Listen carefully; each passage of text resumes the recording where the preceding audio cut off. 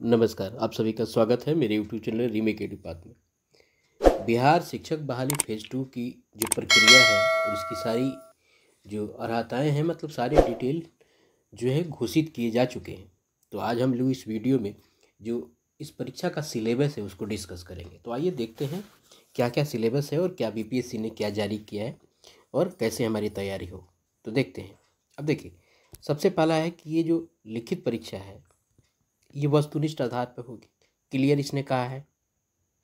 अब देखिए, अब इसमें क्या है कि एक भाषा, समान अध्ययन और अर्हता, यह एक पाली में और एक पेपर का परीक्षा होगा। उसमें क्या होगा, ये भाग उसमें 3 होंगे, भाग 1, भाग 2 और भाग 3। परीक्षा का पहला भाग जो होगा वो 30 नंबर का होगा, दूसरा भाग 40 नंबर होगा और तीसरा भाग 80 नंबर का होगा। भाग 1 जो है आपका, भाग 1 जो उसमें होगा वो अर्हता होगा वो 30 नंबर का होगा। उसी तरह भाग 2 आपका 40 नंबर का होगा। इसमें आपको सामान्य अध्ययन होगा,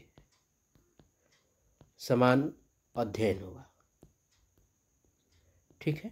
उसके बाद आपका भाग 3 जो है, भाग 3 में आपका 80 नंबर का प्रश्न होगा और यह आपके विषय से होगा, क्लियर है। इसमें जो समय आपको मिलेगा, समय आपको जो बीपीएससी देगी इस परीक्षा के लिए, वो आपको 2.5 घंटा समय आपको मिलेगा। इस 2.5 घंटे में आपको ये परीक्षा देनी है। अब बात रही कि ये जो भाग 1 जो आपको यहाँ बताया गया है अर्हता वाला, इसमें पास कितने में करना है, तो इसमें पास करना है आपको 9 नंबर में।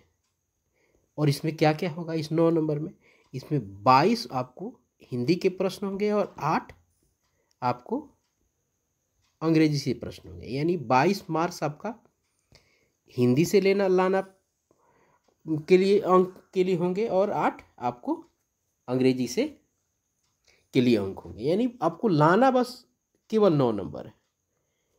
हिंदी के लिए 22 यानी 22 प्रश्न हिंदी से होंगे और 8 प्रश्न अंग्रेजी से होंगे। यह आपको कहानी है। तो आइए देखते हैं। बेसिकली हिंदी की तो सारी बातें आपको व्याकरण से संबंधित ही चीज़ें आती हैं, इंग्लिश में भी वही है, लेकिन चूँकि हमको सामान्य अध्ययन और बेसिकली विषय के सिलेबस को जानना बहुत ज़रूरी है। तो आइए देखते हैं। और सबसे पहले हम देखते हैं कि ये आपको 6 to 8 के लिए पहले हम लोग देखते हैं। अब देखिए, अभी हम लोगों ने चर्चा किया कि 2.5 घंटे की परीक्षा होगी, कुल अंक 150 होंगे। जब इन तीनों को जोड़िएगा तो 150 ये हो जा रहे हैं। आइए देखते हैं।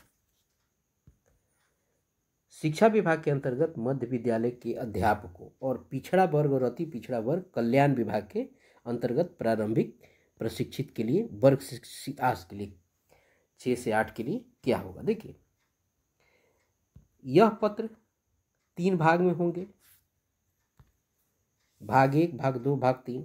अब भाग 1 में जैसे अभी हमने डिस्कस किया, अंग्रेजी, हिंदी, उर्दू, बांग्ला, जिसका जो प्रेफर्ड विषय रहेगा वो रहेगा, 30 अंक का होगा। इसमें 30% लाना अनिवार्य होगा, वो 9 अंक बनेगा, क्लियर है। अब आते हैं भाषा, भाग 2, ये समान अध्ययन का होगा और ये 40 नंबर का होगा। और इसमें क्या क्या पढ़ना है, इसमें है प्राथमिक गणित, मानसिक क्षमता परीक्षण, उसके बाद सामान्य जागरूकता, समान विज्ञान, सामाजिक विज्ञान, भारतीय राष्ट्रीय आंदोलन, भूगोल एवं पर्यावरण शामिल है इस भाग 2 में, जिसमें से 40 नंबर हमको चाहिए, क्लियर है। उसके बाद आइए भाग 3, यह 80 नंबर का होगा।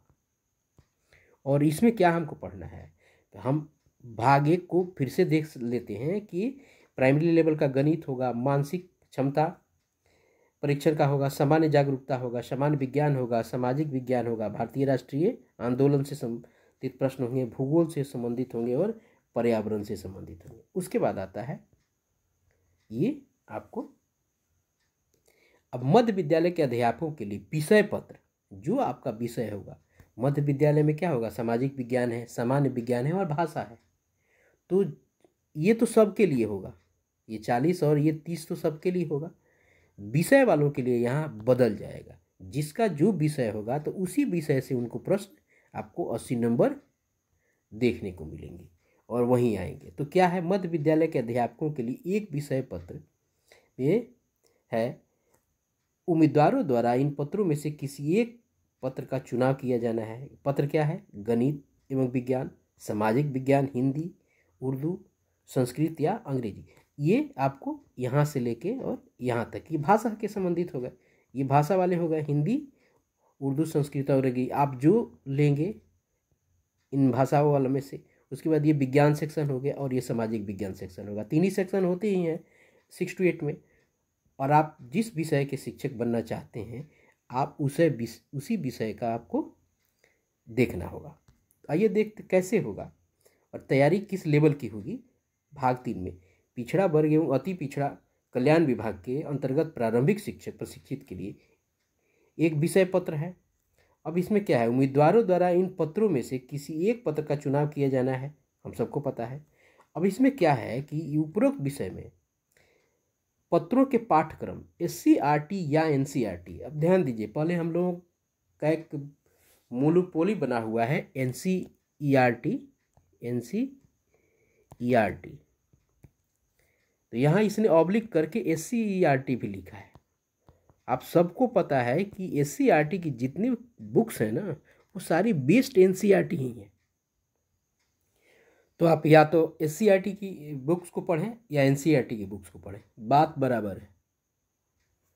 तो यह कन्फ्यूजन में नहीं रहना है। देखिए यहाँ SCERT/NCERT उसने किया है, उसी से संबंधित प्रश्न आएंगे और इसका स्तर उम्मीदवार हेतु निर्धारित न्यूनतम अर्हता के आलोक में होगा। अब देखिए न्यूनतम अर्हता क्या होगा 6 to 8 के लिए।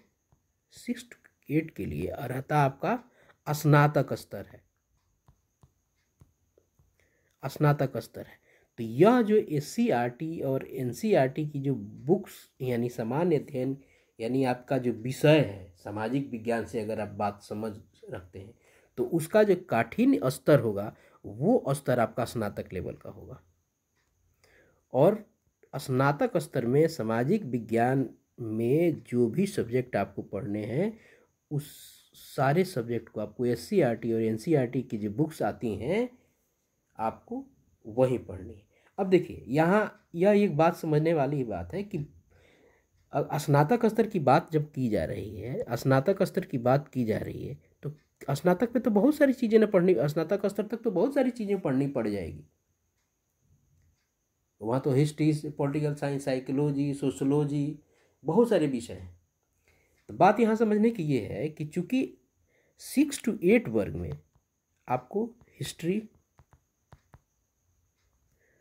जियोग्राफी और पॉलिटी की बात होती है, ठीक है। तो चूँकि यही आपको पढ़ने होते हैं, हिस्ट्री में अतीत से वर्तमान पढ़ना होता है, जियोग्राफी में आपको हमारी दुनिया पढ़नी होती है और पॉलिटी में सामाजिक, आर्थिक और राजनीतिक जीवन, ये 3 किताबें पढ़नी पड़ती है। तो पढ़ना आपको यही 3 किताब है, लेकिन इसका जो काठिन्य स्तर रहेगा, जो इसकी कठिनाई का स्तर रहेगा वो ग्रेजुएट लेवल का रहेगा। तो ऐसा नहीं है कुछ भी बहुत सारा चीज़ पढ़ लेना है, तो इसको पढ़ना आपको वही है स्नातक स्तर के लेवल की चीज़ों को पढ़ना पड़ेगा। अब बताइए हिस्ट्री 6ठी क्लास में ही पढ़ा जाता है और हिस्ट्री ग्रेजुएट में भी पढ़ा जा रहा है, जो भी ग्रेजुएट कर रहा है ग्रेजुएशन लेवल में पढ़ा जा रहा है, उसके में फ़र्क क्या है 6ठी क्लास और ग्रेजुएशन लेवल में, बस उसके काठिन्य स्तर में फ़र्क है। तो आपको पढ़ना इन्हीं चीज़ों को है, लेकिन इसकी कठिनाई का जो स्तर होगा वो आपको वो स्तर आपका चला जाएगा स्नातक लेवल का। तो आपको ध्यान रखना है कि इन्हीं चीज़ों को, बहुत सारी चीज़ें नहीं पढ़ लेनी है। अब ग्रेजुएशन लेवल कहने की बात ये नहीं है कि आप मनोविज्ञान वहाँ पढ़ने लगिए, समाजशास्त्र पढ़ने लगिए, तो आपको इन सब चीज़ों पे फोकस करना है, ठीक है। और देखिए आगे क्या कह रहा है इसी में कि समान अध्ययन पत्र के पाठ्यक्रम SCERT से संबंधित होंगे। या NCERT की बात नहीं कह रहा है, लेकिन इसका स्तर उम्मीदवार हेतु न्यूनतम अर्हता। अब देखिए, अगर आप सोशल साइंस के शिक्षक हैं तो आप अगर यही तीनों पढ़ेंगे तो इससे आपका सामान्य अध्ययन भी खींचा जाएगा। और उसके अलावा आपको मैथ जो प्राथमिक स्तर का है, मैथ है, उसके बाद सामान्य विज्ञान के कुछ होंगे, क्लरिकल जब को आपको मानसिक परीक्षण है, कुछ मैथमेटिकल प्रश्न आ जाएंगे उसमें, और थोड़े से विज्ञान के प्रश्न उसमें आपको मिलेंगे सामान्य अध्ययन में। तो हम आपको यह बताएंगे कि अगर आप सामाजिक विज्ञान के हैं, विज्ञान के हैं, तो आप विज्ञान के हैं, मान लीजिए कि आप विज्ञान के शिक्षक हैं, तो विज्ञान के शिक्षक हैं तो इसमें 3 ही सेक्शन हैं। उन तीनों सेक्शन को आप, जैसे जीव विज्ञान है, भौतिकी है, रसायन है, तो इन्हीं तीनों को पढ़िए और इन्हीं का लैब। उसके बाद और बहुत सारी चीज़ों में नहीं चले जाना है। और कठिनाई स्तर आपको स्नातक स्तर पे ही रखना है। कठिनाई स्तर 6 to 8 के लिए इसका कठिनाई स्तर आपका स्नातक स्तरीय रहेगा। लेकिन आपको पढ़ने जो वर्ग में पढ़ाई जाती हैं उन्हीं चीज़ों को आपको पढ़ना है। इसमें केवल विज्ञान एक ही आपको पुस्तक आती है, लेकिन उसी में तीनों सब्जेक्ट समाहित होते हैं। तो यह है कहानी, इसी तरह आपको करना है। आइए आगे बढ़ते हैं, देखते हैं भाषा। और ये है, अब बात हो गई 9वें और 10वें के लिए। यहाँ भी भाषा की बात जो अर्हता वहीं होगी। 2.5 घंटे यहाँ भी समय, 150 अंक का यह भी प्रश्न है। इसमें भी 30, 40 और 80 करके है। और यहाँ भी भाषा की बात वहीं, यह भी 3 भाग में है, भाषा उतना ही होगा। सामान्य अध्ययन यहाँ भी 40 अंक का है। और यहाँ भी जो तीसरा पार्ट है जो 80 नंबर का विषय का है, वो 80 नंबर के विषय की जो बात है वह भी सेम कंडीशन आपका 6 to 8 की तरह ही रहेगा। इसमें भी आपको अगर हिंदी की बात है तो हिंदी जो पढ़ाई जाती है 9th-10th में वो, और उसमें आने वाले जो प्रश्न हैं, चूँकि हिंदी में आपको व्याकरण से ज़्यादा चीज़ें प्रश्न आएंगे। अगर आप भाषा के हैं तो व्याकरण से ज़्यादा प्रश्न आएंगे और सामान्य बातें आएंगी हिंदी से संबंधित। अगर आप 6 to 8 में भी वही कहानी है। यहाँ भी आपका जो कठिनाई का स्तर रहेगा 9 to 10th में भी, यहाँ भी आपका स्नातक स्तर यही रहेगा। यहाँ भी वही सेम कहानी वहीं भी है। यहाँ भी विज्ञान की हिंदी यानी ये भाषा का सेक्शन है। यहाँ अगर कोई किसी और विषय के शिक्षक होंगे, आप विज्ञान के होंगे, सामाजिक विज्ञान के होंगे, यहाँ भी उसी तरह आपको काम करना है। विज्ञान के शिक्षक होंगे, गणित के शिक्षक होंगे, सामाजिक विज्ञान के शिक्षक होंगे, यहाँ भी आपको उसी तरह से आपको अपनी तैयारी करनी पड़ेगी। यहाँ का जो कठिनाई स्तर आपका रहेगा वो कठिनाई स्तर आपका स्नातक स्तरीय ही रहेगा। और इसमें जो 9th क्लास की चीज़ें हैं तो SCERT और NCERT की जो बुक्स है, जो विज्ञान की बुक्स आती हैं, उसको आप पढ़िए और उसके सिलेबस में जो चीज़ें आती हैं उसको आप थोड़ा डीप पढ़िए। बस बहुत ज़्यादा नहीं पढ़ना है आपको, बस यह ध्यान देना है कि 6 to 8 में बच्चों को क्या पढ़ना है। NCERT चाहे SCERT, 9 to 10th के बच्चों को NCERT, यानी इन NCERT और SCERT में क्या पढ़ना है। 11 to 12th में NCERT और आपको NCERT और SCERT में क्या पढ़ना है। इनका सिलेबस वही रहेगा, जो उनके सिलेबस में पढ़ना है। लेकिन इसका कठिनाई स्तर आपका 6 to 8 में स्नातक स्तरीय हो जाएगा और 9-10th में भी स्नातक स्तरीय रहेगा और 11-12th में भी आपका ये क्या हो जाएगा, स्नातकोत्तर हो जाएगा, स्नातकोत्तर आपका हो जाएगा। लेकिन इनका सिलेबस क्या होगा, सिलेबस तीनों का वही होगा जो 6 to 8 में जो NCERT और SCERT या माने SCERT में जो सिलेबस बच्चों का रहेगा वही है। आप जब बुक्स उठाएंगे तो पता चल जाएगा कि क्या उनको पढ़ना है, तो उसी को थोड़ा सा बड़े स्तर पे, एक ही टॉपिक को थोड़ा बड़े स्तर पे यानी डीप पढ़ लेना है, बस और कुछ नहीं करना है, ज़्यादा दिमाग लगाने की आवश्यकता नहीं है। यही है, आपको 11th-12th में भी, ये +2 में भी वही मामला, वही गीत गाया गया है, दूसरा कुछ नहीं। तो हमें बस इतना ही ध्यान देना है कि अपनी कठिनाई स्तर को थोड़ा सा आगे बढ़ा लेना है, बस यही है। सबको पता है, ये हम सब लोगों ने जानकारी प्राप्त कर ली कि निगेटिव मार्किंग नहीं होगा, MCQ होगा, मल्टी चॉइस क्वेश्चंस होंगे, आपका पहला क्वालिफाइंग करना होगा वो 30 नंबर वाला। यह कुल मिला के यही सिलेबस है। तो इस पर अगर ब्रीफली देखें तो SCERT और NCERT की, अगर आप 6 to 8 के शिक्षक बनना चाहते हैं तो 6 to 8 में सिलेबस है उसे देखें। आप 9 to 10th है तो उसके सिलेबस को देखें, में क्या 9 to 10th में पढ़ाया जाता है और उसको डीप पढ़ें।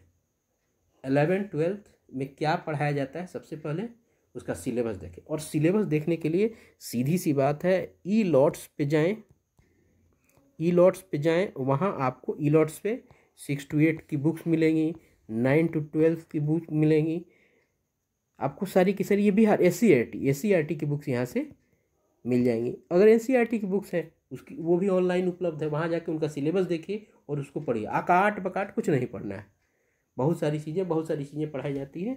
आप किसी भी यूट्यूब चैनल की सहायता ले लें, मैं भी यहाँ आपकी मदद करूँगा।